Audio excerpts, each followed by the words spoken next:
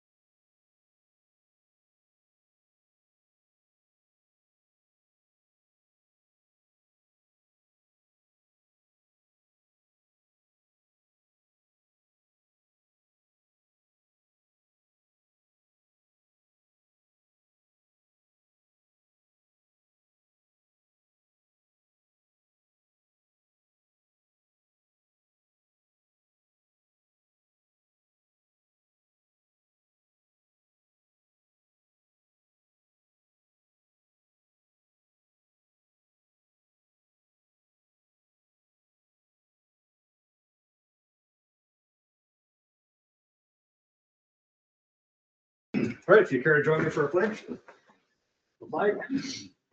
I pledge allegiance to the flag of the United States of America and to the republic for which it stands, one nation under God, indivisible, with liberty and justice for all.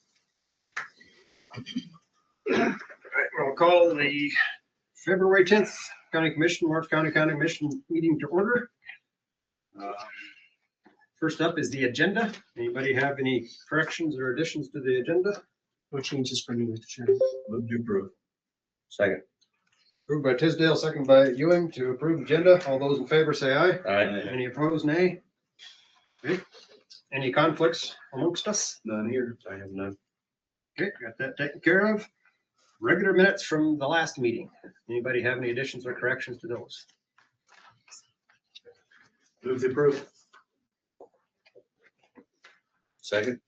Moved by Tisdale, seconded by Ewing to approve the minutes from the January 27th meeting. All those in favor say aye. Aye. Any opposed, nay? Okay, minutes are approved. Move to recess as county commission convene as board of adjustment. Second. Then moved by Tisdale, seconded by Flanagan to recess as county commission to convene as board of adjustment. All those in favor say aye. Aye. Any opposed, nay?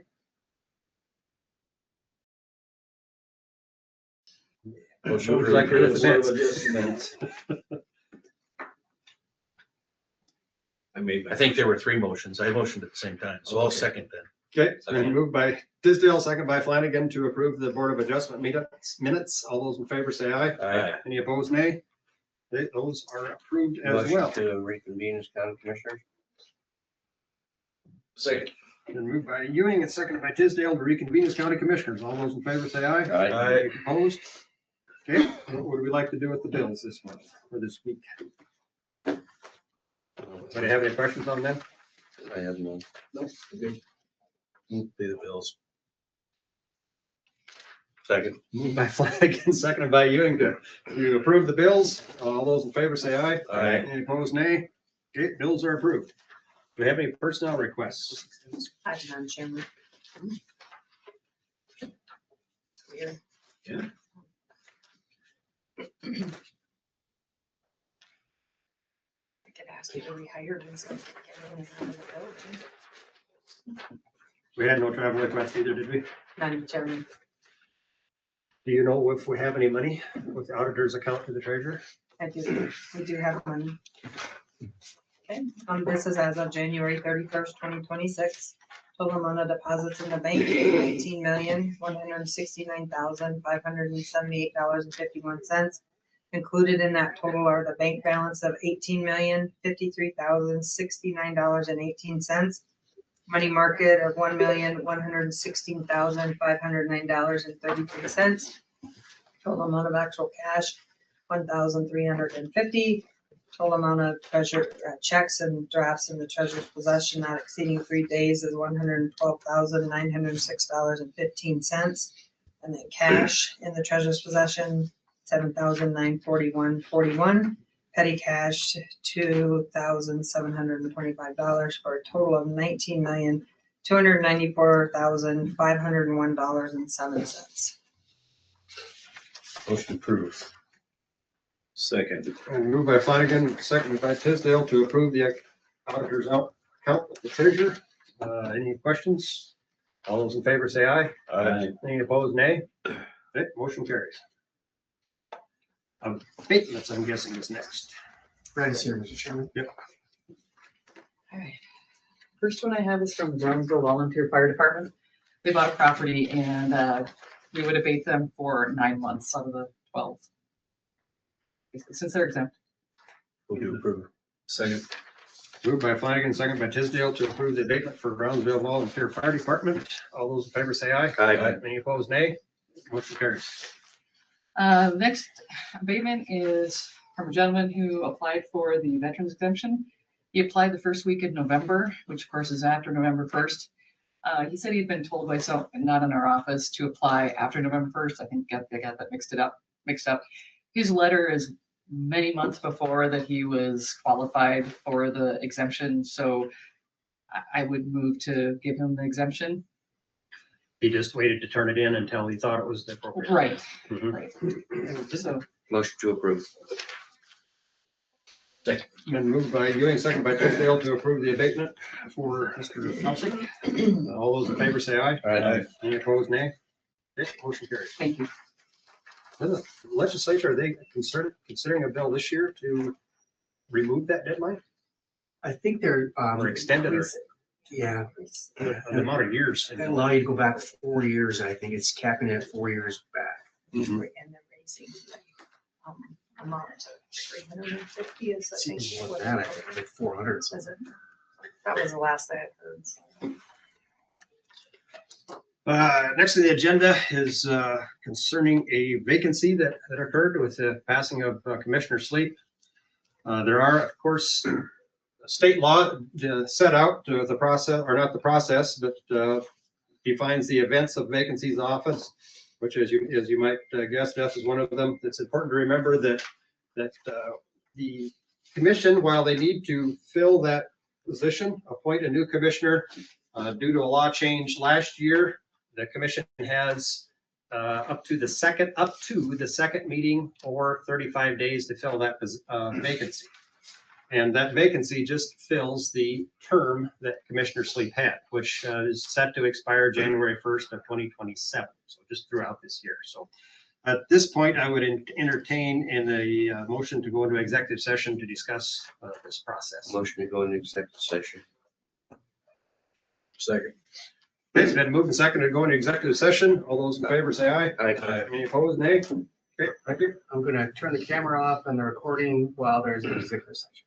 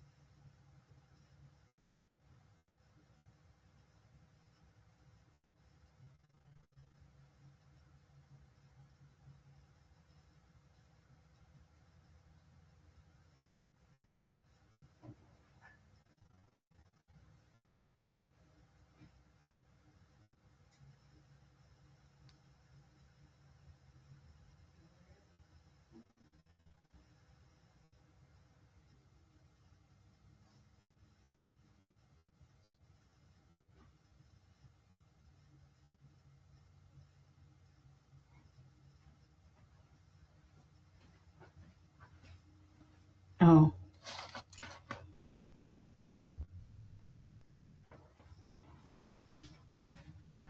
I think it's executive session. What do you think? Yep, I do.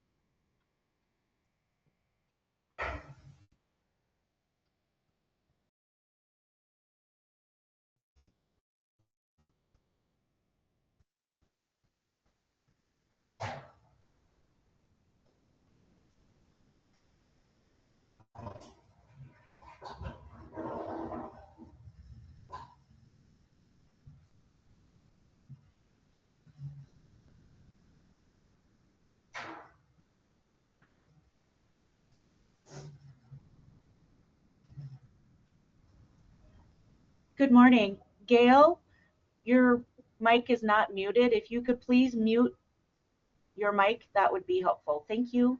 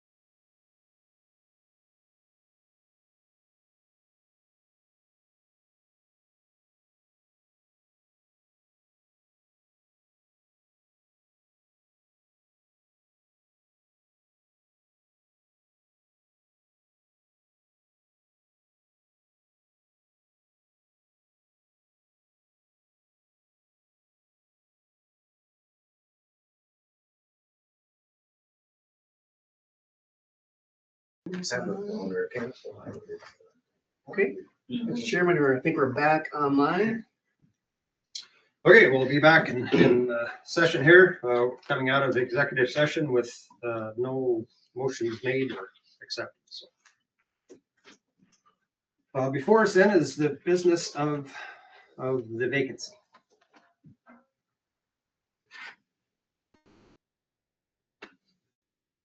Do you wanna, You know, so, as I said, state law allows the commission up to 35 days. Commissioner Slate passed away 2 weeks ago, so that would put the timeline, the second meeting or whichever, or 35 days, whichever is later, which puts it at March 3rd would be the last day that we could appoint somebody. I'm not interested in dragging it out that long, and not and having to call a special meeting to do that. So I would, it'd be my desire to be able to appoint somebody by the next meeting at the latest, which would be February 24th. So that puts us, you could either appoint somebody today or the 24th. My preference also would be to go through an interview process. That's just one person's opinion out of 4 of us. well, we have an individual that's interested, an individual that's very familiar with the system, an individual that sits on planning and zoning at this time. And I think it's important that we as a board fill that spot as soon as possible. Also in state law, the way we sit right now, if there's a tie, our auditor has to break the tie. And I think that's a very unfair thing to ask of our auditor. So I would be in favor of appointing someone today. I would make a motion to appoint Tim Comer to finish out the rest of this year for Commissioner Slate. I will second that. If I could add, I think it's important to realize, especially if you own a business, that you want somebody that you're familiar with that has the same understanding of what you're trying to do. If I have an opportunity to hire someone at my business, I prefer that it's somebody that has been there, that understands my vision, or in the vision of the customers, really, or the clients, or the constituents, if you will, in our case. To put someone in as an unknown, I think is unwise. I've known Tim since high school. He's been involved in the county in a lot of different aspects. He's been on planning zoning for a number of years. And I would support him. You know, and I've thought a lot. I had a few people talk to me about it. It's like about running and different things. And I usually try to suggest first, get involved. And he has been, so. Okay, so I moved and seconded to appoint Tim Comer. Mr. Tisdale? I was leaning towards doing the interview system and letting it go out another 2 weeks and whatnot, but I firmly believe that's not at all fair to put Brenda in the middle of this. No. So we'll see how I go. Okay. Any other comments? If not, Magruder, if we could do a roll call, vote, please. Tisdale, I Ewing. Aye. Flanagan, I Jennings, Nay. Okay, motion passes. Mr. Tim Comer will be appointed as commissioner to fill out Commissioner Sleep's term. He will take office next week, or next meeting, I should say. Is that correct? So we'll have to get somebody to swear him in. He can be sworn in by anybody. Yes.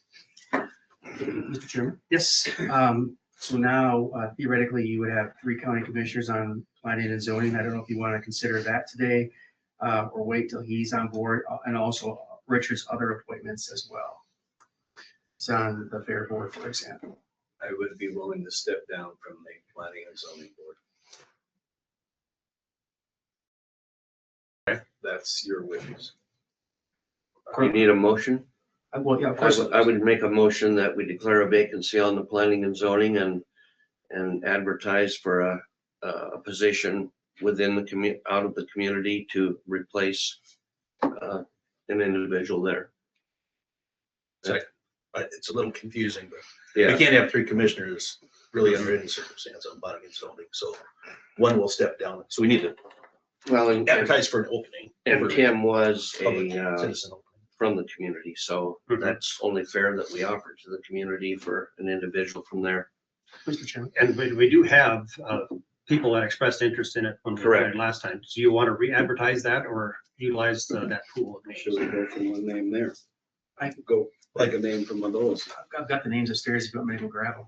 Well, we certainly could. I mean, they Well, we showed could do that interest. next meeting. I mean, the planning and zoning won't meet prior to the next meeting. All right. Flanagan? My question is, did we advertise that we had an opening on planning and zoning, or did people just throw no letters in? We No, did I not. I did advertise because I wasn't sure how you were gonna handle it, in terms of reappointing people.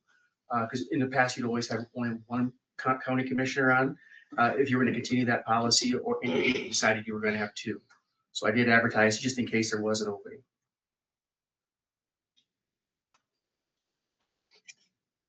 And I have all the names upstairs. I think we need to look at, if we've already advertised, we might as well look, hasn't been that long. And see who's on that list. Should I go get them? Yeah, so we have a motion on the floor right now to declare the vacancy on the planning and zoning and advertise. Oh. Till the next meeting? So we can either vote that one down or continue with that. I can retract it for better verbiage. I retract my motion. Okay, I'll take I think I seconded that. Okay. So then do we want to appoint somebody today or do we want to wait till next meeting and put it on the agenda for that? Be nice if we get input from planning and zoning, but they don't have a meeting till March now, so.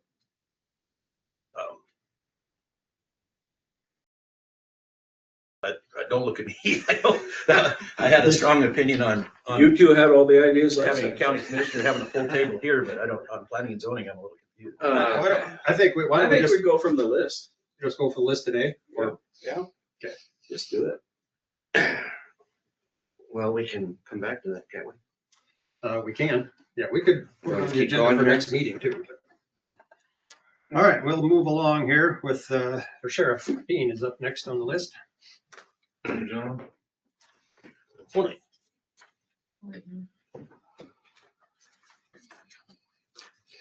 I have before me the equitable sharing agreement and certification that I'll shortly be asking the chairman for his permission to sign on behalf of my office, and then we'll need the chairman to sign as well. The equitable sharing agreement is an annual agreement that applies specifically towards an account where we have asset forfeitures, typically during drug arrests. There is a small amount of money in there presently, $2,334. And as of this form being filled out, $2,334.65. This agreement basically covers the who can spend it, how it can be spent, and the other rules for the account. Chairman, Yep. is Jeannie going to be doing the electronic signature? Yep. Okay, thank you, Chef. Get a motion to allow the chairman to sign. Yep. So The sheriff signs it, isn't Both. Sheriff, Both? yeah. Okay. That's my motion. I'll second that motion. Okay, it's been moved by Flanagan, second by Ewing to authorize the sheriff and commission chair to sign the equitable sharing agreement. Any questions? All those in favor say aye. Aye. Any opposed, nay. Motion carries. Have to be in blue.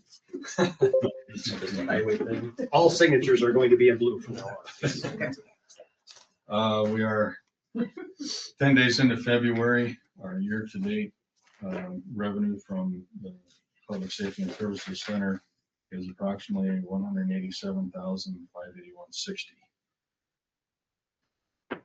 Also have, as we talked about, I believe 2 meetings ago, RCS had won an award for the Public Safety and Services Center build. They presented me with this plaque that we can hang in our facility in perpetuity.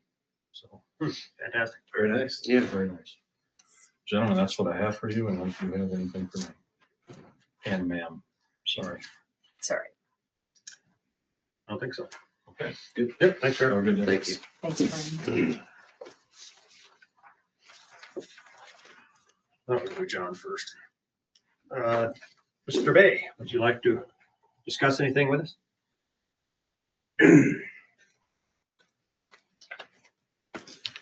I have, the only thing I have that requires a signature in blue ink is our annual agreement with the game fishing parks up to the Rough Lock Falls Road. Last year, if you remember, they funded us to reconstruct the surface of that road. We did some tree removal, we did some drainage issues, and we re-gravelled it. And we're back to just kind of our normal surface treatment with some magnesium chloride. So this agreement will facilitate them giving us up to $10,000 to cover that this year without knowing what the cost of chloride is yet. We won't know that for another week or two, meeting or two. So, but I do believe that the cost is probably going to go up. So we increased the cost of our estimate from 8,500 to 10,000 or 9,500. They came back with 10,000. So I would recommend that we allow them to give us the money to surface treat the Rough Lock Falls Road, and I have the agreement here for your signature if you see fit. Motion to follow recommendation. Second. And moved by Flanagan, second by Ewing, to follow recommendations from this highway superintendent to enter into agreement for the Rough Lock Falls Road with Game Fish and Parks. Any questions? All those in favor say aye. Aye. Any opposed, nay? Okay, motion carries. The next thing on my agenda is our CUP agreement, 498 for the gravel pit up off the Homestake Road. We got, several meetings ago, we talked about this, and your guys' directive was to go out and get some estimates from an engineer to do some of this work. And I have since done that. We do have representatives here from Interstate Engineering. That's the engineer I contacted. I could let them speak to you a little bit about their process. This is kind of one of those deals, you got to spend money just to get a set of plans together, you know what I mean? So the cost that they've given us as an estimate here is just kind of to get started, but I will let them speak about that a little bit. Sure. We also have a representative here from Kroll, so I did also include their comments of what their wishes would be if we go forward with this. So I'll let them speak to that. So I did also reach out to the local gov. I got local government assistance. I got their ideas on what a contract could be. Their recommendation was to get a hold of the South Dakota Legislative Audit. I did talk to them yesterday. Although they did feel that a contract between us and as in their quote, a developer could be done, but they did recommend going forward through the bid process. As a protection to the county, to this commission, to get in between developers and contractors. In this case, they would kind of be the same, but how they explained it to me is, what if somebody else comes in and says, you didn't give us an opportunity to bid on that project? So their recommendation, no matter what, whatever our contract is, that we still do our due diligence and go through the bid process. So with that, I will let the engineers speak a little bit about And this. John, before we get, could you just define the parameters of the project that you're discussing here with? Well, this would be the paving of the Homestake Road from Hillsview Road to the gravel quarry. Kroll is, they have, made their wishes would be, their comments would be that they would rather just pave to the east side of those guardrails. I will let them talk about that, but they also, they would like to just proceed with their own, with their own contractors, their own, I guess, for a lack of better words, their own engineering, and also their you know, without going through the bid process. Sure, yeah. I mean, if they're gonna do the work, they're gonna most likely be the lowest bidder, I would think. But that would be the parameters. In our opinion, I think we were thinking that the paving would go all the way to the quarry. If we're gonna use paving as a dust control plan or a part of a dust control plan, it would make sense that it went the full length of the haul route. Mr. Alka. John, in the area to be improved, is there a slope in there that has concerned you that you think needs some engineering? The two narrow areas where we need to widen the road and I think we've kind of all agreed that it's the west guardrail area. There are some very steep slopes there. Just to widen that, I believe an engineer should be involved because, you know, without knowing for sure what we're gonna have to do to retain that slope. Just to dump material in there and hope that it holds might be a lot to ask. Yeah. John, you reminded me yesterday, I think, that there is an existing haul road agreement for the other pit that's out there closer to exit 2, is that right? That is correct. And they are going to the west and going that way, is that fair? That is correct. And after speaking with Representatives Kroll, where they would like to open this gravel pit just to produce the material to do the work on the proposed haul route. My recommendation or my thought would be that, you know, we could open the gravel pit with a haul route to the west. That way they could get their operation up and running, produce the material that they need to improve the road to the east. So that would be certainly an option. I don't know if that's an option they would be willing to entertain. Do you have a comment or does it need to wait until after the representative from Kroll and Interstate spoke? Well, at one time I was supporting the paving, but that road was built by Homestake back in the day, and John and his crew have kept it up. It's a good, solid road. I myself don't support paving any of it. I think that we don't have dust issues because they utilize the mag water. It works well. I just think it would be I'm not in favor of paving it. I think it's a great gravel road, one of the best ones in the county, and I would support leaving it gravel and widening out the areas that we have to. I think that is important. I think that one spot especially should have been widened a long time ago. And I would support letting the straight trucks go down the hill to the east like they always have. Trains, of course, I think should go out to the west. Okay, let's hear That's just from my opinion. Representative from Interstate Engineering to see what you guys have in mind there for a proposal. Well, thank you for having me here. So I believe You could give us our name and address too, please. Kyle Carey. My Can you spell your address last name, please, Kyle? Carey. Thank you. My address is 3225 Meadow Lane in Spearfish. So not far from the project here. Mhm.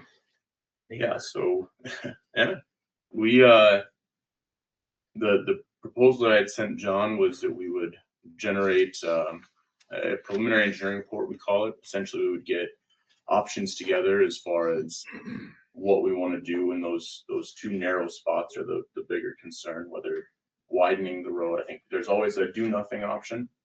There's a widening the road and extending the slopes, which would obviously involve extending those culverts at the base there, because hydraulics would be one of the main factors.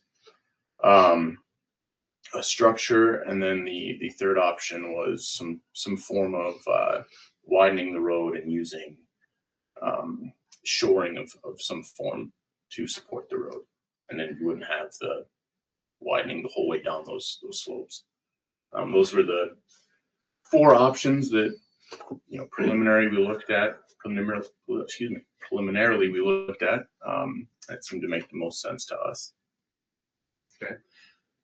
And so my understanding of, the estimate was 30 to 40,000. Is that just to get started, or would that be the whole project engineering do you think? That would essentially to get started. So each one of those options would be roughly a 30% plan to give you a report. A part of that report would be the engineer's opinion of probable cost for each one of the options, and it would include a recommendation and, like I said, a stamped report. And an estimate of your costs. Correct. Yeah, and that would be part of the EOPC. The probable cost would include our cost, contractors, our estimate of contractors' costs, and any project costs. Okay. And that's what we would get for the 30 or 40,000. Correct. Okay. I will say I am against any box culvert or bridge. I do not want to add any bridges or any structures to our inventory, so. I agree with that. I would like to explore anything but that. And we can remove options. Obviously, the less we look into, the lower the cost. But okay. Good, thank you. All right. Thank you, guys. Mr. Merchant, would you like to address this also? So we can get as much information out in front of us as we can. I'm Brian Marchant. I live in Sundance, Wyoming. I'm a resident Corolla, general manager for Corolla. So at the approved, I made the promise that we would pave up to the top of the hill, right? So I figured that'd be just to the front of the bridges or the guardrails. So it's past, what is that? Cedarberry is the Yeah, street Cedar. or? That's what I offered, okay? And then I offered to fill in and widen the road at the cattle guards or the guardrails. And when we pull the tape on the road, most of the road is 24, is it 24? 22 feet. 22 feet. When you get to the guardrail, it narrows up to actually just 20 in there. So. Yeah, the ones less than that, I had trouble getting through the 16-foot swather. It's narrow, the west one. So if it's 18 feet or so, but I think if you move it out 6 feet or so, you'd probably catch it all in degree. Yeah. So, I guess, if you, we, as our company, we do about $80 million worth of road work in the state of Wyoming every year. We do dirt, we do heavy dirt, we do all that stuff. We do it in-house. Do the paving ourselves. And so we have the capabilities. We have the people that know how to do this stuff. So I'd hate to see it go through the bidding process when I made the agreement I'd pay for it, because I'm going to bid the dang thing out of zero, right? That's what I'm going to do. So to me, it doesn't make sense to go through the whole bidding process. You got to take the South Dakota DOT specs for paving, slap it on it, and have them pay a tester, come out and test our work. That's what I would do. And the widening of the road, we looked into the pilings. Pilings are very, very expensive. They're like $500,000 for just, if you get it deep enough to hold it. You're going to hit rock there and your soundings are going to stop. So you may not get enough material on the backside to tip it out. So I think, just like John did, makes a lot more sense to extend the culverts. I think culvert to the south is a lot easier to attain from our perspective. It's not as deep. If you look on the north side, it is really steep, really, there's a gorge and a rock on both sides. So I would suggest we make a deal with the landowner, extend it out that side, and allow us to start the pit. Get the pit blasted up, bring in big shot rock, put it over the culvert, it'll stack higher, and then put your higher, like a 2-inch base course and a finishing base course for the top. That's what I would suggest. But I'd taper it out to a culvert, nothing else. So. Any questions from me? I don't think so. So you're okay with providing material if we decide to widen the road? Oh yeah, I'll provide all that too. And the paving, to pave a mile of road, our cost is going to cost us about $500,000. What we're figuring. But we made that agreement. Sure. Yep. Thank you. For a mile of road, you said? $500,000. decide you want to have us do some other work for you, John, it's gonna go. So, John, are you talking to Rod Fortin at legislative or? Correct. Rod Fortin is who I spoke with at legislative. He recommended the bidding process. His thoughts were that to protect the county is to go through the bid process no matter what, whatever your contract is with your developer. He kept calling him a developer, but whatever your contract is with them, to still go through the bid process to protect the county so that we don't have anybody coming back at a later date saying that, hey, we were not given the opportunity to bid that project. Obviously, they're not going to beat that bid, but this job is under a microscope. We all know that. It's probably we're going to open this up to people to come in and say things like this. So I think we need to go through the proper channels, no matter how we handle or who we award the work to. We still need to go through the proper channels, in my opinion. Absolutely. We need to still follow state law, no matter how it proceeds. And I'm also very strong in favor of having an engineer involved on this widening of this project. I would agree that this could probably be done fairly easily and at a low cost, but I got to look towards the future too. And if something fails or something didn't happen and we didn't have an engineer stamped set of plans on this, we're also going to be liable for any problems there. Exactly. Yep. Because either side of the road, it takes a fair amount of material that can easily slip. I would agree the south side of the road is the side to do the work on. It is less. It will require less work, less material. I still feel that an engineer should be involved in this. Mr. Ewing? I realize that the south side isn't as deep, but if we went to the north, that'll take some of the corner out and straighten it out for better visibility. You agree with that? I've looked at it a lot, and if we go to the south, we're putting more of a corner into that, and that will affect visibility as well. Wouldn't you be taking the corner out on the south side? No, Because it curves. it'll make more of a curve, I think. Are we talking about this part? No. If we go to the north, it'll straighten it out. Oh, on that part in the valley there. Yes, sir. Sure, that big drainage runs through. And it is deep. I don't disagree with that, but it would certainly give better visibility going to the north. It would straighten it out some. Yep. All right. Bob, are you saying then that regardless of the Hall Road agreement, that the improvements that are being discussed in terms of widening that narrow spot and straightening it out are public improvements that would benefit everybody? Oh, absolutely. I think we probably should have done something about at least the west one a long time ago, because it's entirely too narrow. So you got to be watching right now if you made anything, to get through there. And traffic has increased a lot Some, yeah. in the last 20 years with additional houses being put up there. So a couple of questions we have before us now. Do we want to enter into an agreement with Interstate Engineering to do some engineering on this? Do we want to choose one or all three options for them to consider if we do enter into an agreement? What do we want to do to proceed? I guess the third option would be to abandon this part of the Hall Road and go back to exit 2. Can I ask Mr. Bay a question?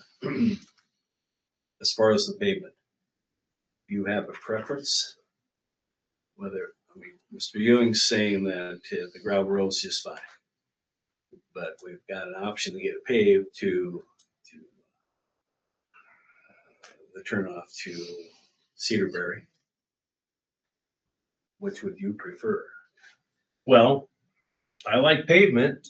I don't have an issue with pavement. I think if you're going to have complaints about dust, the ultimate dust control is a paved road. The problem with pavement is we've talked about this numerous times, and there's a whole different there's a whole different set of maintenance that goes along with paved roads. Lawrence County is not equipped for that type of maintenance. We have to contract that out all the time. We can do our own gravel work, but if we go with pavement, then we have to look at the future expense of pavement and whether the contractor or the developer, the gravel pit, if they're gonna be responsible for that, or if we're gonna be responsible for that. And then it was brought up to me by Doug Kitterberg at the local government assistance. It's like, we need to spell out very clearly what our expectations are for that maintenance, whether it's gonna be a crack seal every 3 years or a crack seal every 5 years, a chip seal every 3 years or 7 years. How are we gonna handle potholes? Are we gonna handle it, or are we gonna expect the haul route owner to handle that? There's a lot of things that go with pavement. As much as I like pavement, I mean, we're not capable of doing a lot of this pavement maintenance. We have to hire it out. Does it present more of a challenge having a paved road in the middle of a gravel road? Because you'd have gravel and then pavement and then back to gravel. Well, this would be pavement to No. gravel. It would be, and in the area they're talking about ending the pavement, it's a flat surface, so your problems with keeping pavement and gravel together are less on a flat surface. So I guess I'm confused. And Mr. March, you can clarify, were you thinking of you were wanting to do it from Hillsview where there's pavement now up to, but you weren't wanting to go clear to your turnoff, were you? Or were you? No, I never Yeah. thought it was going all the way to turn off. So you would have a transition joint there, of gravel to pavement, about where the deep feeds are. Yeah, okay. Go ahead. John, I know you scaled your budget back this year for your highway budget. Do you have the funds that the commission authorizes you to hire the engineering to pay for it?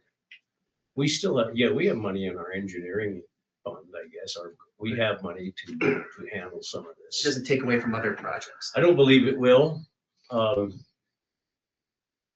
guess my thought is in a deal like this, if we do go forward with it, I would hope that whatever we decide for the project, that the pit operator, I would propose that we give them the bill for the engineering. That's my take on it. I mean,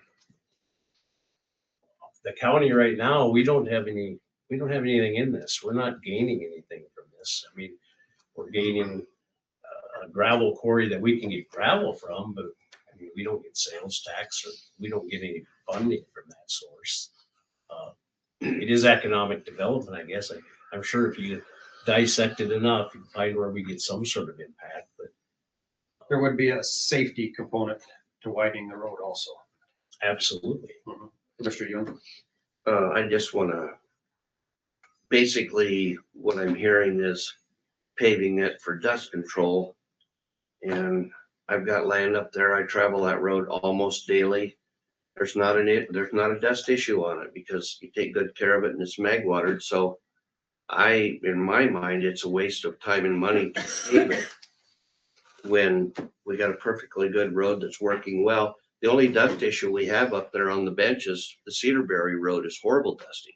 That's a private road, but the county road has never been a problem. Well, again, back to gravel versus pavement. Gravel is the one thing we can do.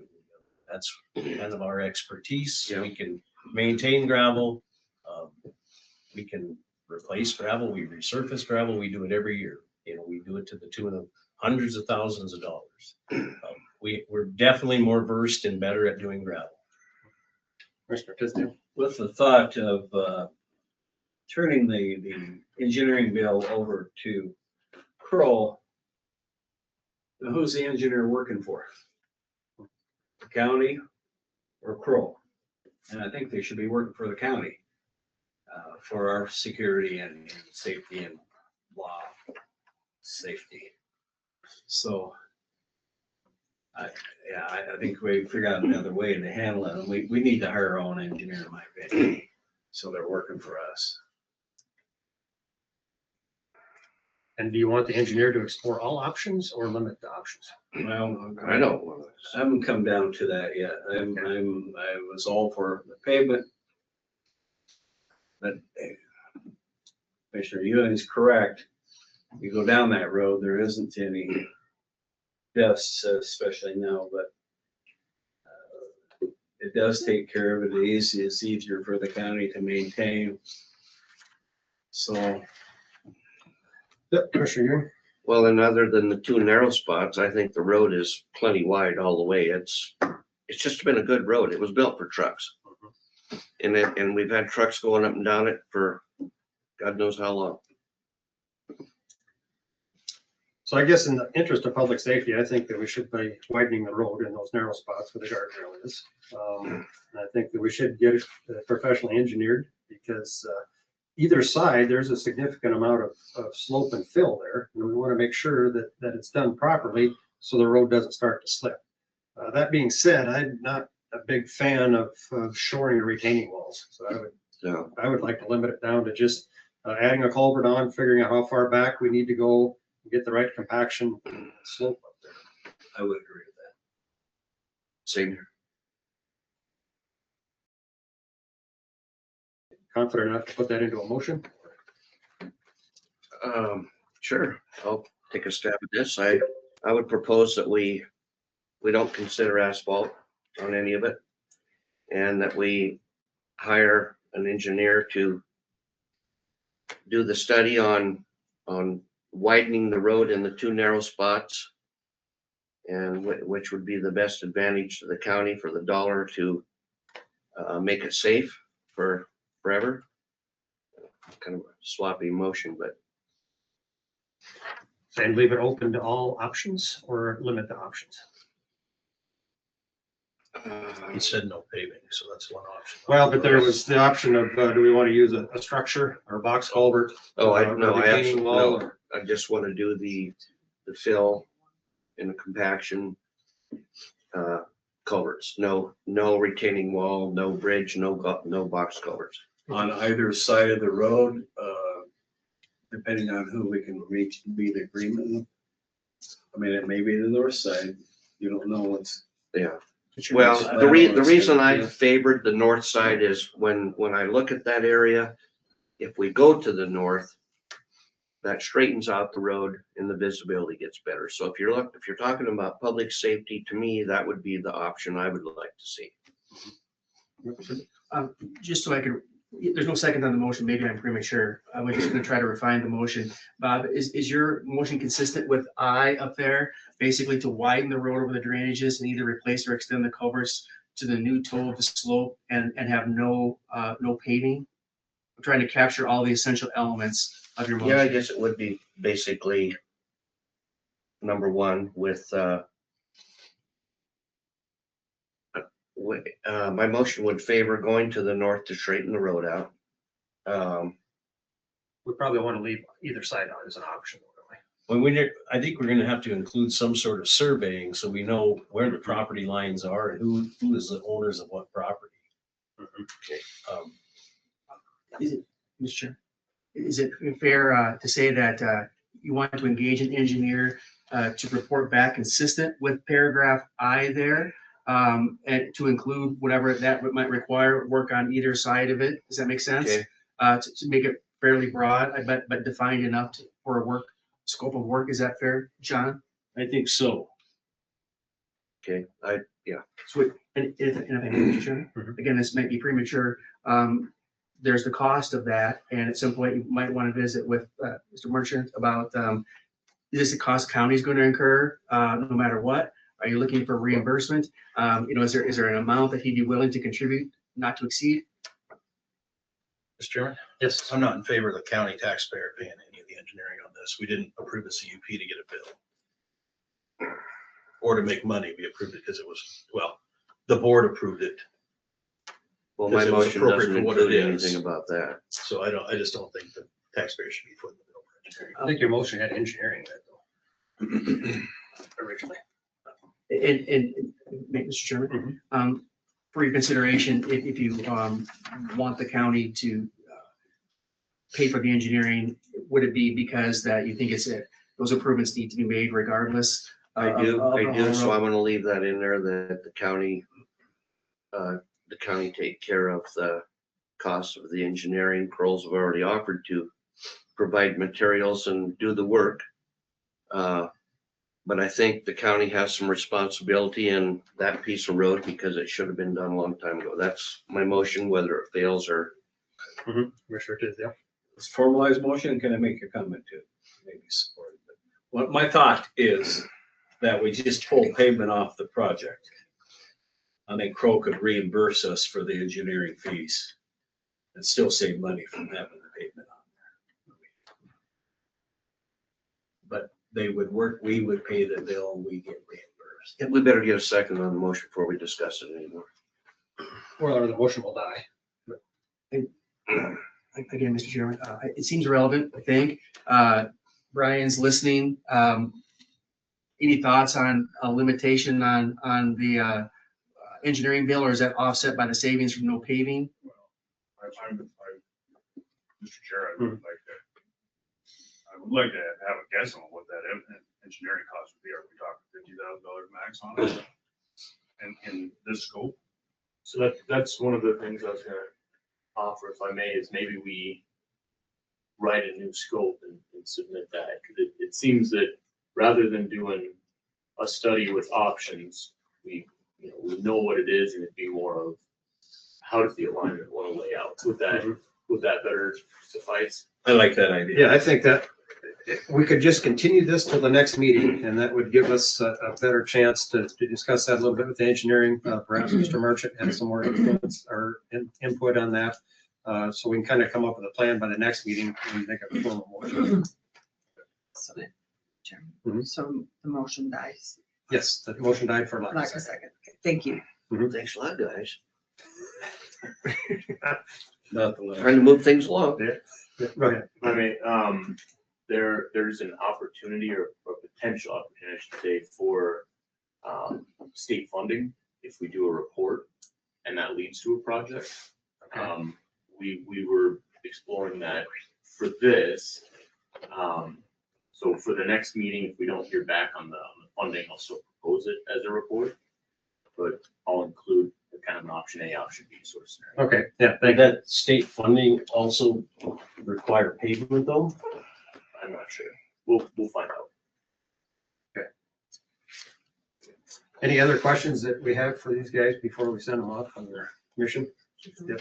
Everybody's clear. I think we kind of decided proceed consistent with paragraph I up there as sort of the scope of work. Is that fair? John, that's what you understand? Yeah, and then to continue it until we get more information on what that cost will be. Motion to continue this to the next meeting. Second. Then moved and seconded to continue this issue till the next meeting. All those in favor say aye. Aye. Any opposed, nay? Okay. Thank you very much, gentlemen, for coming up and helping us through this process. Thank you very much. Take a bit of a break. And then go Are you done, John, or you got some more? I'm done. I did give you some information about traffic accident we were in. Oh, the damage was the wheel and the tire. Yep, we That's ended up good. with just a tire. Our operator he was pretty excited, but he was in pretty good shape. A lot better than the people in the other. Mm-hmm. It didn't hurt the structure of the machine whatsoever. Nope, it was not one of one of our trade-in machines too, so it's not Yeah, gonna it'd be affect that. sad to see the new one get hit right away. Right. Mr. Hopper? John, it just occurred to me, do we need to make a first report of injury for the driver just in case he has any? Well, we did not, and he says he wasn't injured, and Okay. since he hasn't been any. It just occurred to me now. He's in a pretty big piece of equipment there, so. He was pretty protected. Anything else for Mr. Bay? Okay, we'll take a few minute break here and we'll get set up for five. Thank you, guys. Thanks, John. The microphone until we get started.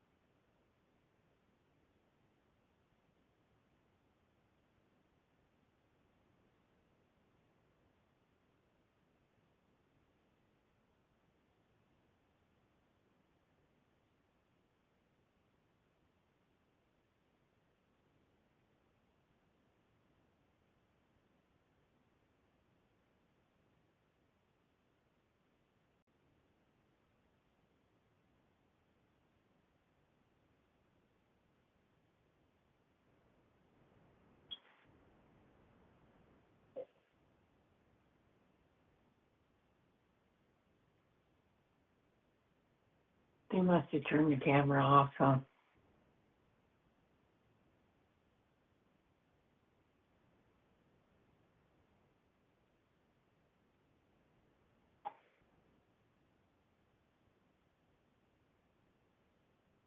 Oh, there it is again.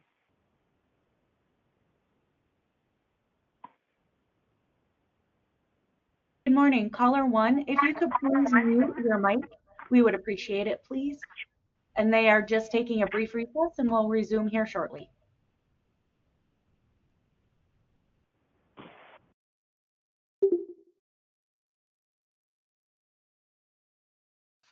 Okay, we'll call the meeting back to order. Spot. Okay. Do you have anything for us today? This one is the year in review. I looked everywhere and I don't think I did one for 2024. I don't know. So I found it here. I found it stuck in my files and I don't think I ever brought it forward. So I just combined 24 and 25 together. So basically CUPs, for the most part, it was campgrounds, resorts of some sort, sawmills, church, snow removal, and sanitation. That was kind of the quick and dirty of what we've done. 2024, we had 7 approved, 1 withdrawn. 2025, we had 4 approved, 1 denied. Change of zonings were all residential and commercial. We didn't have hardly any in 2024. We had 5 in 2025. Variances, as always, it's always setbacks. That's all we've ever really looked at. We had 1 approved in 24, 2 denied in 24, 1 approved in 25, 4 denied in 25. Development plans, storage units were 6 were approved. We have not had any in 2025. We ended up having 1 withdrawn. So most of them were started in 2024 and then maybe, went over into 2025. Mm-hmm. Temporary use permits, a festival, some house, second residence type things that we do sometimes for temporary nature, and then an e-bike. We had 3 in 24, none in 25. Ordinance changes, we had 4 approved in 2024, 1 in 2025. Sewer permits were down a little bit, 105 to 119. Plats, 105 to 99. Building inspections, 582 to 552. Contractor licensing, 275, but up to 285. Appeals on guest house sizes, we had 1 in 24, none in 25. Sign permits, 0 and 5. Ag tourism permits, we haven't had any. The building permits were a little bit interesting. We're still learning our new tracking system a little bit because we changed some stuff on that, so it's a little easier to track. So these are probably skewed a little bit, but we're getting closer. So we were down 6 in 2024 from 2023. We were down 12 in 2025 to 2024 in the overall. And then I kind of broke it down by numbers to give you a general idea of what types of permits we're issuing. The one big one that we see the change in is duplexes and multifamily. If you remember, we added that as an allowed use in some of our districts. So it used to be that it just got combined into residences because a duplex is still a residence, but we wanted to be able to track it a little bit better. So we know if it's like a townhouse or an apartment, it now gets put under that duplex multifamily. So it gives us a little bit clearer picture of what's going on. Overall, it's about on average. I mean, any place that I've talked to, Spearfish, everything, everybody's kind of down a little bit on residential. Commercials kind of depending on the community. But now I always clarify with these fees and the total value. These valuations have nothing to do with your valuations that you get from EQ. Our valuations are based just strictly on square footage of whatever is built. That's our value. So a lot of people like to use this value when they're looking at, the valuations from EQ, and they don't look at these at all. This is just for my records. For the benefit of the fee schedule. Yep, for the fee schedule. So it kind of shows you that we are continuously, our fee schedule is bringing in money to our department to help pay for, staff and the other things that we're doing. So our total fees are up again to 59,773. We're one of the few departments that I think actually brings in cash to help pay for stuff. So we're sitting pretty good. About what I would expect, and we go up and down every year. So, but I try to get you caught up, so now we're caught up for both years. All right, now let's see if I do this right first. Up here. It's up on the agenda. Yeah, but I always click off of it. We used to come in. That's what I'm trying to do, but it's like, oh, I Slow know. down. This one. All right, so next one is, we have a memorandum of agreement with Black Hills Development LLC and Powder House Pass. This one was one that was coming up for expiration, so it's coming up actually today it would have been. So with this, they changed it a little bit, but we felt that because it was changing the original agreement, we needed to sign a new agreement. So memorandum of agreement is in here. It still covers all of the Powder House Pass legal description. That's kind of how we've done theirs. And then there is at the back of it is the new cost estimate from AE2S. And this will go through February of 2027. And mainly it's the remaining part in Auburn Acres, which is phase 4A. It's $647,279. And then they've kind of left a various projects, 50,000 in there. We've let them do that. Just, you know, if something comes up, they have some kind of in there. Plus there's a contingency of the 15%, which is what we've required. So you're looking at 801, 871, and this would just be kind of that Auburn Acres 4A. We have multiple layers to this one. So it just cleans it up. We have a new memorandum of agreement would be signed today by the council or by the county commission if you guys choose to. And then the new letter of credit is in here, and I believe you have the originals correct. Yeah.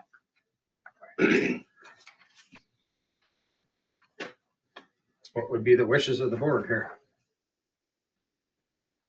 First of all, the chairman to sign the new Memorandum of MOU agreement. and Yep. And then we would accept the letter of credit. Second. Okay, it's been moved by Flanagan, second by Tisdale to authorize the commission to sign the updated memorandum of agreement and also the letter of credit. All those in favor say aye. Aye. Any opposed, nay? Okay, motion passes. Thank you. The next one is a release of memorandum of agreement, letter of credit. We were waiting on the wildland fuel treatments to be completed in Three Peaks Ranch subdivision. And we got this email last week from Bill Coburn saying that it was good to go. They finished that one up. So the only part being released on that would be the last one we did, which was had to finish the wildfire stuff. So this is a release of that. Motion to accept the release. Second. Okay, been moved by Young, second by Tisdale to accept the release for. We'll say it'll be memorandum of agreement for, I think the developer's actually Spearfish Mountain Spearfish Ranch Mountain. LLC. Okay. Is that right? LLC? Yep. All those in favor say aye. Aye. Any opposed, nay? Okay, that is completed. So that's those, and then we move on to plats. The first one, I think as always, we try to tell you Dave Heck presented his paper in there with everything on all of the lots. He's been doing those really well, him and his staff. Ryan, I think, does most of them. Ryan Palmer does. So that's been going good. The first one is a layout plan for Golden Reward Mining Company. And this one is along Terry Gulch Road, not Terry Summit Road. We have the wrong road in there, Terry Gulch Road. And this is one of those situations that normally staff would recommend that they would plat all remainders. This would be the remainders plus some over here. But the problem with this one is they're trying to plat out just the containment pond to be transferred to Terry Peak, because that's what they use for their water source to do snow and whatever they need. So in order to do that, they have to plat it to be able to transfer it, so they have a legal description, because they don't want to give all of the mineral survey loads, basically. So normally in the past, we've required all mineral survey loads to be platted so that there's not a remainder. This scenario kind of came up because there was some issues with some of those points are not in place anymore, the original load lines. But the boundary would stay intact because Golden Reward still owns all of it, and they can't really do anything with it because it's not under it. Reclamation hasn't been done. Reclamation has been done, we are not released from our post-closure. There we go, post-closure. But they can sell the pumps and the water, basically, is what it's come down to. So in the end, it'll all get platted by the time they're all done. But right now, we can't. That's kind of, is that a quick and dirty of it? Pretty And much. she can give a little more To give information. this to Black Hills Chairlift. That was our initial attention. It was in our CUP outlined as such. This 20 acres contains some buildings and primarily the snowmaking pond that they're currently using.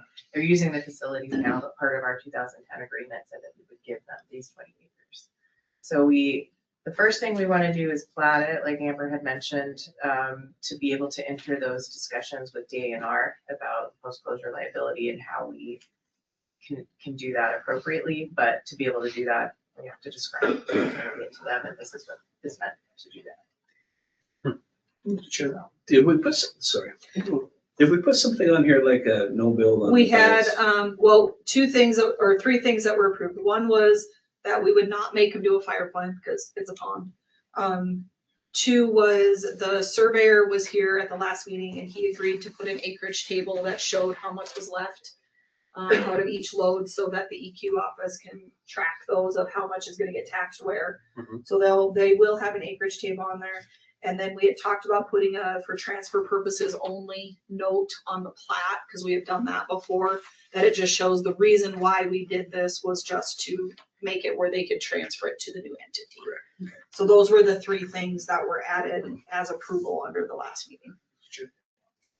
Yeah, go ahead. Is it true that that remainder will probably be at some point incorporated into other land and legally described at some point in the future in a plat? Is that fair? I think so. We intend on getting post-closure release for a much larger area.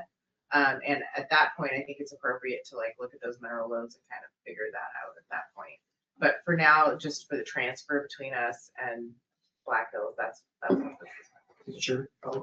And is it true too that in terms of a no build or for transfer purposes only, that the remainder stays under your state permit, and so you would need the state in order to release that property to sell it, convey it, or do whatever Yeah. with it, correct? Yeah, we would need them to release us from it, which is not done yet. Thank you. Is there a timeline that you know of for that to happen?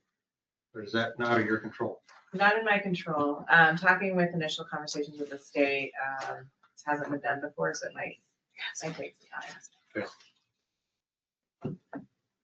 So this is just, one of those, it's a layout plan today, because they still needed to do some work for the preliminary. They're not ready for a full plat yet, so. So we don't have any action to take, we just. Usually you just I think approve the sounds layout good. if you're I'm all right with it. comfortable with Move it, to approve the layout plan. with those conditions that we talked about at planning and zoning. So no fire plan would be needed, the acreage table would have to be on there, and there would be a notation of transfer purposes only. Was that your motion, Rick? Yes. I'll second Okay, Okay, it's been moved and seconded to approve the layout plan with the previously noted stipulations. All those in favor say aye. Aye. Any opposed, nay? Okay, that motion, layout plan is approved.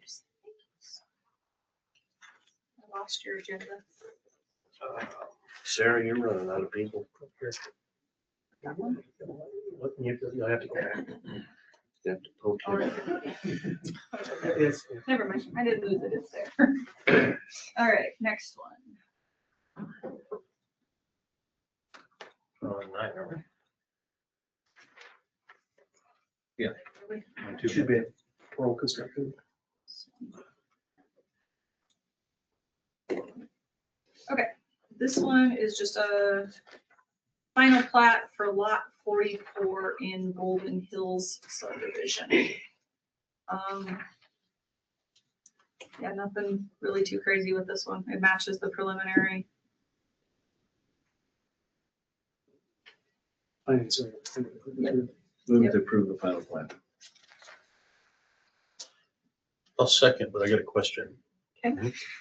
This is in an approved preliminary. It is Why are we seeing it? Is this the first one in the subdivision? in this area, yes. Okay. That's why. Okay. It's been moved by Tisdale, second by Flanagan to approve the final plat for 2026-9. Any other questions? All those in favor say aye. Aye. Any opposed? Okay, motion carries. I thought maybe there was something with the hatching that I'm doing. I don't know I've ever seen this. Thompson. Okay, so this one, you guys saw this, it's been a while ago. Is that a typo, 24, should it be 34? Yep. Okay. So this one was, we originally had come forward with a layout plan and asked one, did they need to do a preliminary? We decided no. They could just go straight to a final because it's a leftover remainder piece. There's no structures on it. There's no nothing.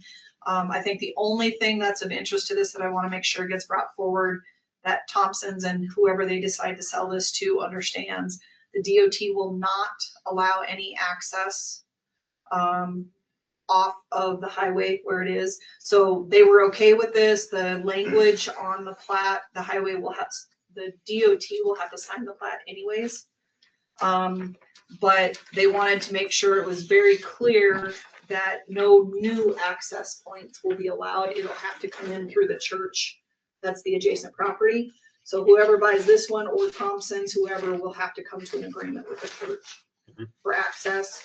And there's also a notation on the plat here because they are currently in the process, I guess, of going through county commission for the section line vacation of this, because this is a section line. So, agenda for next meeting. yeah, so the plat won't get recorded until after the section line, and then when the section line number is done, we'll put it on the plat, so we'll hold the plat. But that was really the big thing, is making sure that everybody understood from the beginning that there's no new access allowed. And we did a change of zoning on this. We did not, they never went forward with it. We came in and did an informational. Yep. But then that's why I don't know for sure if maybe that sale fell through or what. So whoever they're just going forward with the platting to get, that way they have a legal description, I think, to actually do anything with. And it's on agriculture? It is right Ag now. one, isn't it? It's kind of a weird little piece there. So I would assume they'll sell it and whoever buys it will be in for something. Just the remainder. Yep. What do you do? So do you need to do this exempt from the fire plan since it's- Yes. There's not a tree on it. So Yeah. Yep. Second. It's been moved by Flanagan, second by Tisdale to exempt this piece plat from the fire plan. All those in favor say aye. Aye. Any opposed, nay? Okay, motion passes. It is exempt. Second. That was a motion. Boy, that's good. We must have, Flanagan must have moved and Tisdale seconded the final plat approval. Any questions? All those in favor say aye. Aye. Any opposed, nay? Okay, got that one knocked out. All right. So next one is Weber's. This one is a prelim and then a final. We did fix, I think on the agenda, it only said final. We caught it afterwards, but it is a preliminary and a final. Planning and zoning approved a preliminary and a final. So this one, so you can see it. This one is subdividing the 3 lots, moving lot lines in between them. So you have RC, this is a R2C1, R2C2, and R2C3. You can see that there's buildings on all of these. So there's a shop here and some outbuildings here. There's a structure here, and then this one has no structures on it. So they're kind of separating the 2 structures and then doing this. It meets the requirements of it. You have 385 is here. We did recommend no fire plan is needed. It's very well taken care of. There's not a tree on that particular property at all. So there's no problems there. Really, that's about it. It's just dividing them off.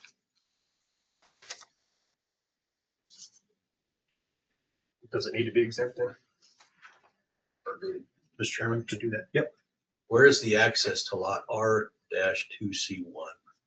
That was the question on here. So it does say septic and current well water may not be shared.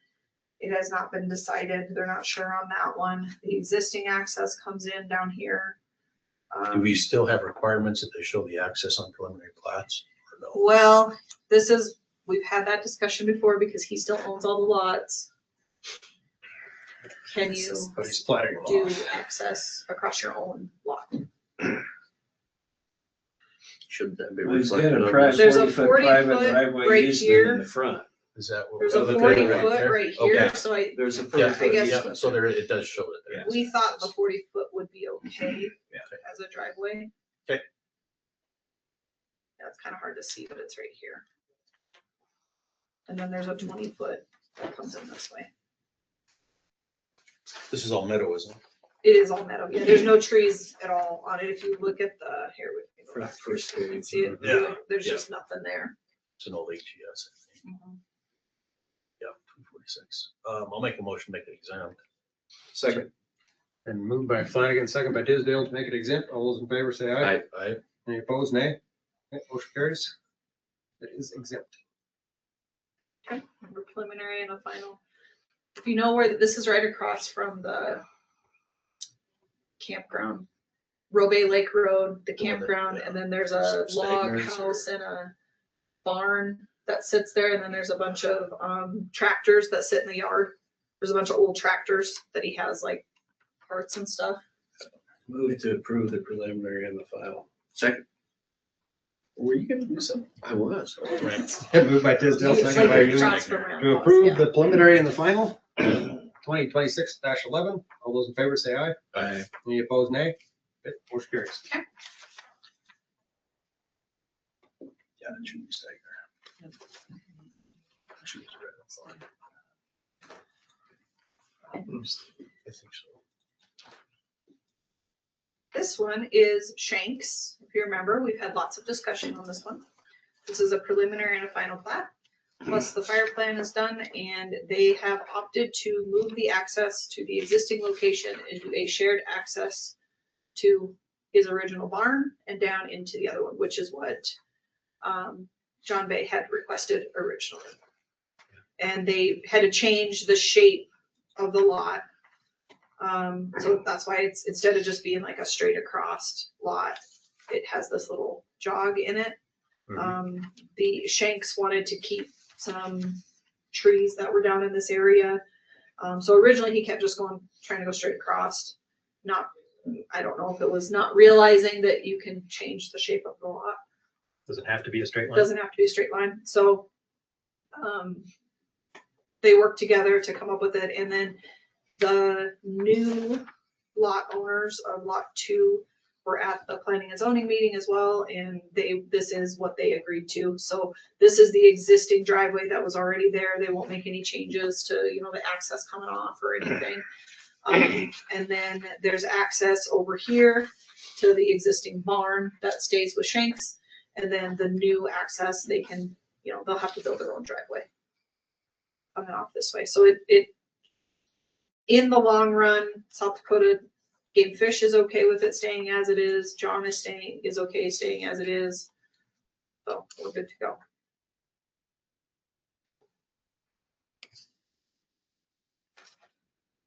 Motion to follow staff recommendation and approve the preliminary and the final plan. Does it need a fire plan? It has one. It has. Yep, it has one, and there really wasn't much to be done. That was the second. Okay, been moved by Ewing, second by Tisdale to approve the preliminary and final plat for 2026-12. Any further questions? All those in favor say aye. Aye. Any opposed? Nay. Okay, motion carries. And I saw it. Randy was on. Randy was online. is on. He said he was going to There be he is. on for this one, so Yep. he's there. But Hello. hello. I can hear you, Randy. All right. So this is a preliminary plat for lot 143R of block B. Randy, I'll let you talk since you're online if you want to. Sure, I'll take it.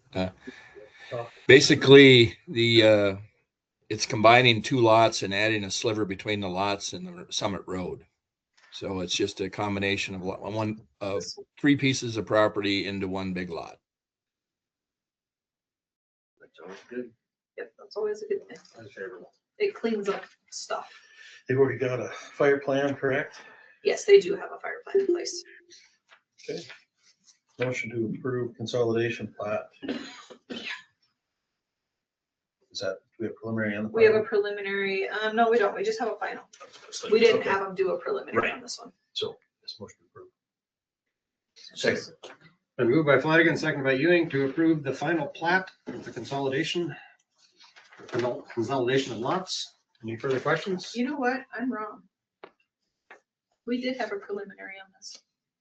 That's what we're looking at. We did do, if I may, we Yep. did do a preliminary because we were bringing new property in. So Yep, it was a preliminary and a final. Okay. Sorry. That was So I'll make a my motion fault. to approve both. I'll amend my second. Thank you. Okay, the motion then reads to approve the preliminary and final plat for 2026-13, combining the lots. All those in favor say aye. Aye. Any opposed? Okay, motion carries. That Mr. is- Chairman, Yes. I just wanted, there was a conversation earlier about putting an easement across your own property. Yeah, We can now do that. Senate Bill 215 last year cleared that up, just for the record. perfect. Okay, thank you.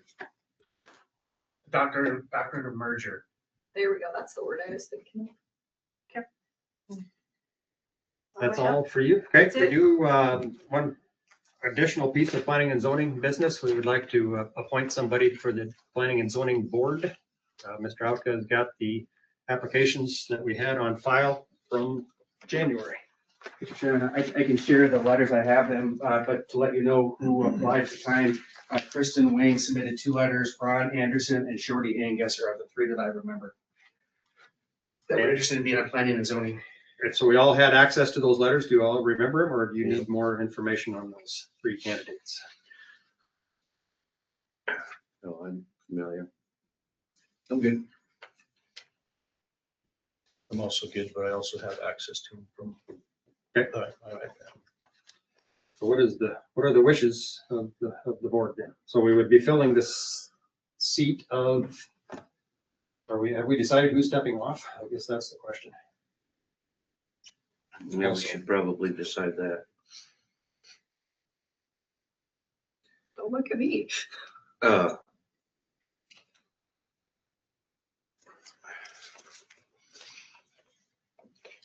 We want to replace Mr. Comer on the planning and zoning board.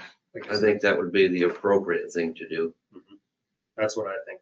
And he would no longer be a member from the public.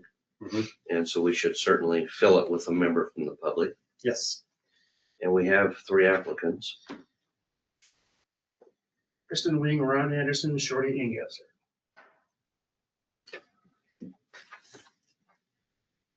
Do we know anything about Mr. Anderson? I know you too. I mean, can we even talk about that? I don't know, but. Well, we have his letter. Yeah. Is there a background to it?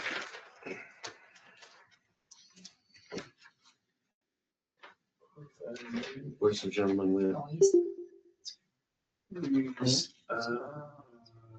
No idea. You know Amber? I don't know if that. I think all we know is what's on the letter here. Yeah. And he says contractor, he's worked extensively with city, the county, DNR, various projects In Minnesota. metro area.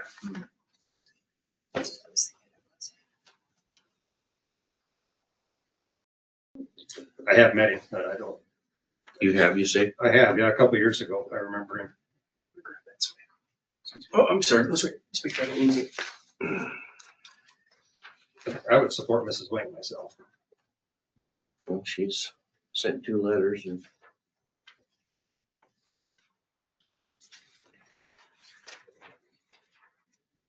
Wing, is that what you said, Kristen? I'll make a motion to appoint Kristen Wing to planning and zoning.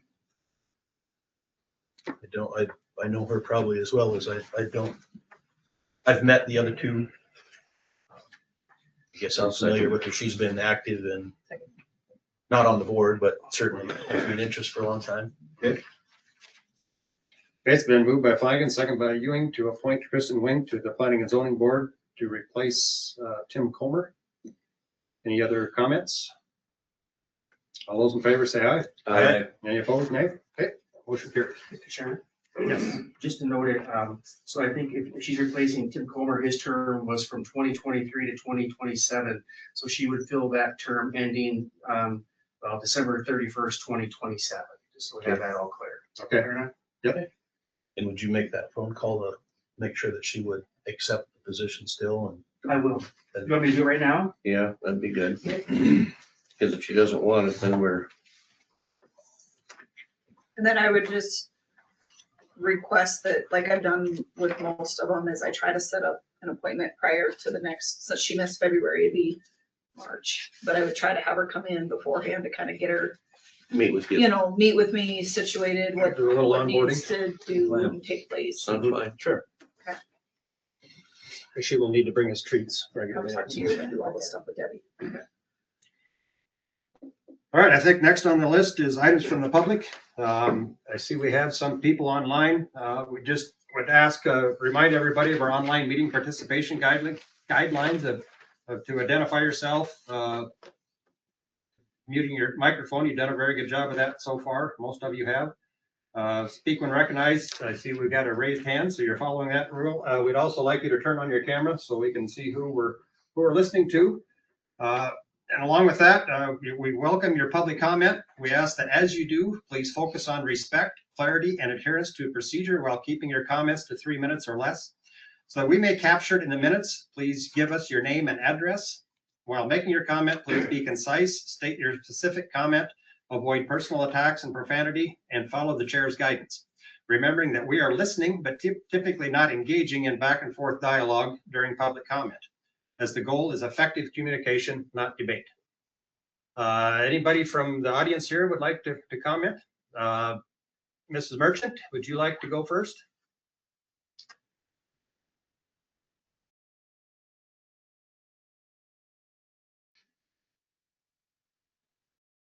I assume you're looking for your camera button, Naomi? I don't know that the mic thing was always turned on. That's as long as I Oh, was it? looked at it, yeah. Well, she had her hand raised. She was wanting to Oh. make a comment, so. Well, we're not hearing you, Naomi, if. The hand's still raised. Get back up again. Let's do this. What do you see in the hand?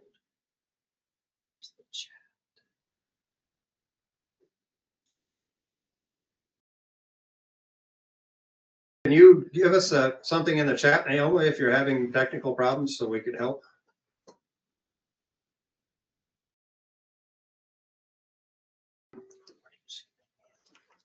Well, it had popped up earlier, it's top left-hand corner. There was a hand up there, but She could possibly have changed her mind. yeah. But could tell us. Yeah, There she well, goes. she can't unmute. So it's showing that you're unmuted on our end, Naomi, but is your microphone maybe not? Yeah, we don't see your camera either.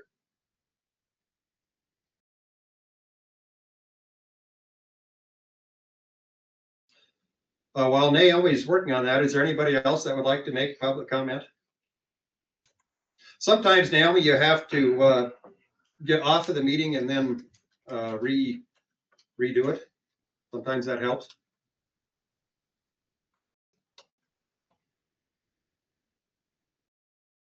Just so she knows you guys can read that. Yeah, yep. So nobody else want to make a public comment? So, we'll go into items from the commissioner, and if Naomi can get her issues fixed, we'll move back into and allow her to comment. Anything from the board? I have no comments. I do not. So, what do you guys do all the time here?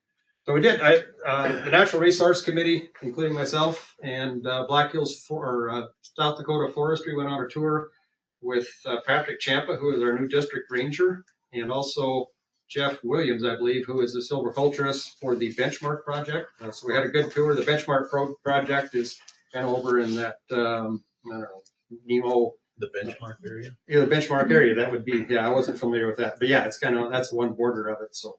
Had a pretty good tour, went, looked at some sites. They're fairly, well, probably the middle of the process for a management area here, so we appreciated the opportunity to give some comments on that and look at the site and see how best to manage that. So one area that did come up, they had a couple hundred acres on that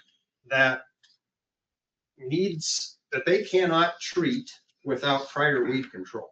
The botanists, I think, are preventing that from, there's a weed problem there. I'm not sure which ones, but there is a problem there. They can't treat those areas without, or they can't do silviculture work without doing weed treatment on it first. And they're wondering if the county would want to participate in that. Couple hundred acres. I don't know exactly what the county's cost is on doing that. If we were to hire a contractor, it's probably in that $150 to $200 an acre. So that would be 30,000 plus, probably 36,000 plus. So throw that out. I don't know if the weed board wants to take that up and discuss that, if they would want to do that.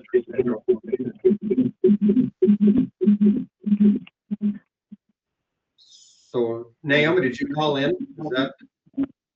I did, and let me try to get out of your other one off. We're getting an echo, and I think it's because you're on there. Can you shut the mic off on the other one? Yep. Okay. All right. Cool. Thank you guys so much for your patience. I know how to manipulate Zoom meetings, but not a go-to. Is it okay to make my statement now? Yeah, go ahead. Okay. First, I really do appreciate the in-depth discussions that you guys had on the road haul agreement. Obviously, I would be opposed to taxpayer funds being used to what appears to benefit a private company. I mean, gravel mining near a residential area, that was the same area that was widely opposed by the Lawrence County residents at the 12/19/23 election, denied another gravel pit cup in that area. And at that time, those two narrow areas were brought up, and nothing has been discussed to my knowledge to widen it.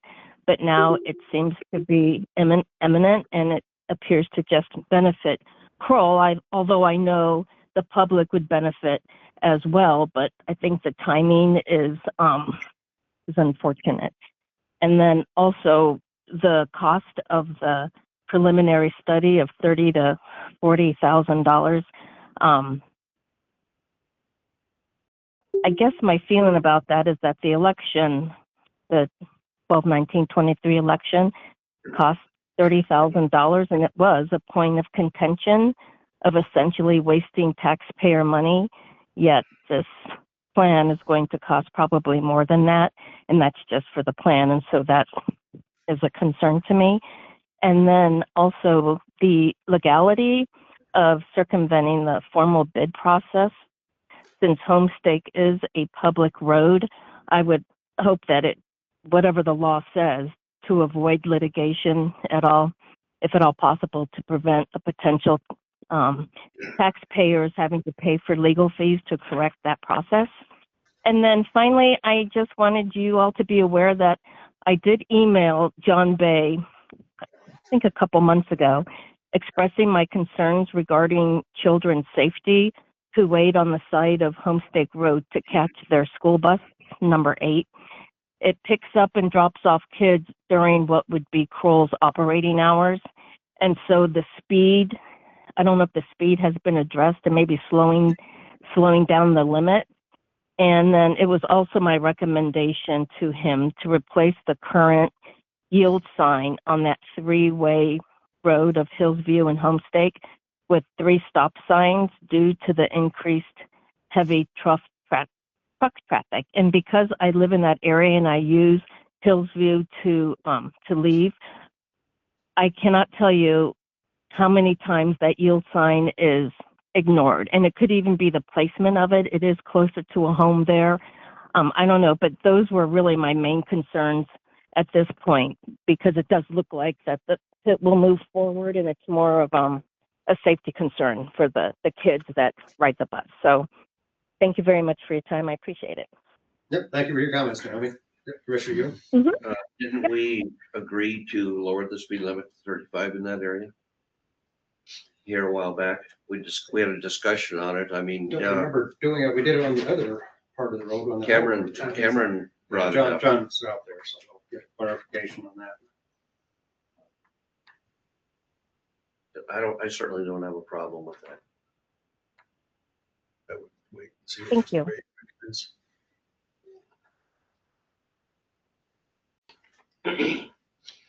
So just to finish up our discussion, you're gonna check with the weed board to see if they would be, what their feelings on that would be. Can you write me up? We meet, I believe, next Monday morning. Can you write me Okay. up a little? Yep, I can get you some information on that. Yep. Thank you. Yeah, we'll certainly discuss it. Mhm. And I'm sure that the county can do it cheaper. Yeah, it's a question of how much money do Right. we want to spend out of the weed budget to help with the Forest Service management. I missed it, you just left. However, we're quite anxious to have them work with us. We are. We need to go the other way. Absolutely, and we're interested in not having weed spread too. Commissioner Flanagan, do you have a comment? I just was thinking of a creative solution to that. Mr. Hawk would have to weigh in on the legality and if there's any money in it, but at one point we had money that we could give to private landowners to offset, like to cut trees, to thin trees for fire mitigation. Yep. If it is necessary to do weed spraying to thin the forest, can that money be then, and I hate to use the term converted, but adjusted Utilized then for that. to help, so those trees would be thinned for fire mitigation. It's just the step prior to them actually cutting the trees down. Sure. I don't know, and I think that was a BLM thing or a I don't know if there's much money left. federal money, and there may not be. There is money Is out there? there, but Rod. And this is Forest Service property. Automatics It is. is, Yep. does And the, I think it's there was fire some- wise. Yeah, it was Firewise. Yeah, and it's federal grant.